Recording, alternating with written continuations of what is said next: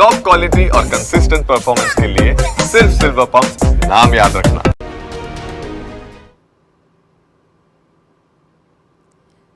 PM મોદીના ગુજરાત પ્રવાસો આજે બીજો દિવસ છે। વડાપ્રધાન મોદી આજે નવસારીની મુલાકાતે સવારે 11 કલાકે નવસારી પહોંચશે। પીએમ મોદી નવસારીમાં જનસભાને વડાપ્રધાન સંબોધન કરવાના છે। ગુજરાત સરકારની સખી સાહસ યોજનાની શરૂઆત કરાવશે। લખપતિ દીદી સંમેલનને પીએમ મોદી સંબોધન કરવાના છે।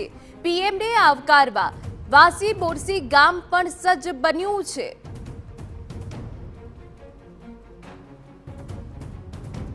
तो आज जे समग्र पीएम मोदीनो कार्यक्रम रहेવાનો છે તે નવસારીમાં રહેવાનો છે। ગુજરાત સરકારની સખી સાહસ યોજનાની પણ વડાપ્રધાન શરૂઆત કરાવવાના છે। લખપતિ દીદી સંમેલનને પીએમ મોદી સંબોધન કરશે, જેમાં મોટી સંખ્યામાં મહિલાઓ ઉપસ્થિત રહેવાની છે અને આ કાર્યક્રમ ખૂબ જ ઐતિહાસિક બની રહેવાનો છે। પીએમને આવકારવા ગામ પણ સજ્જ છે અને આપને જણાવી દઈએ કે જ્યાં આજે જે કાર્યક્રમ યોજાવાનો છે તેમાં જે સુરક્ષાનો મોરચો સંભાળ્યો છે તે મહિલાઓએ સંભાળ્યો છે।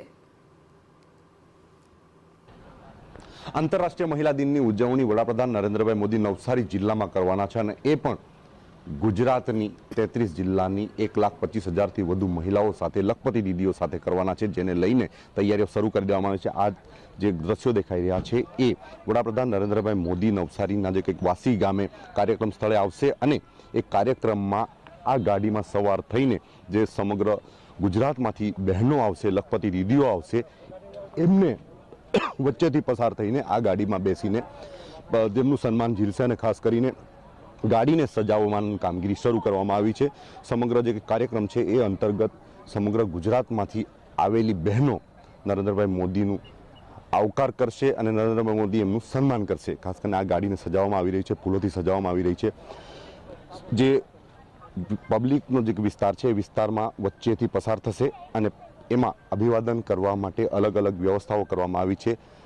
આગલા ભાગમાં બેડા લઈને મહિલાઓ ચાલશે, સાથે જે પ્રોફેશનલ્સ છે એ પણ સાથે જોડાવાના છે અને નરેન્દ્રભાઈ મોદી જે મુખ્યમંત્રી છે ભૂપેન્દ્રભાઈ પટેલ અને CR પાટીલ તથા અન્ય જે કંઈક મંત્રીઓ છે એમની સાથે જોડાશે અને સમગ્ર કાર્યક્રમમાં જે કંઈક પબ્લિકની વચ્ચેથી પસાર થશે એના માટેની જે કંઈક ગાડી છે સજાવવામાં આવી રહી છે। આ ગાડીમાં સવાર થઈને નરેન્દ્રભાઈ મોદી કાર્યક્રમના સ્થળે પહોંચશે। હેલિપેડ પર ઉતર્યા બાદ આ ગાડીના કોન્વોય સાથે સમગ્ર કાર્યક્રમમાં અંદર જશે અને ત્યારબાદ જે સમગ્ર જે કાર્યક્રમ છે એ સભા સ્થળ પર પહોંચશે અને 10:30 વાગે આ કાર્યક્રમની શરૂઆત થનાર છે અને એના બાદ સમગ્ર કાર્યક્રમ આગળ ચાલશે।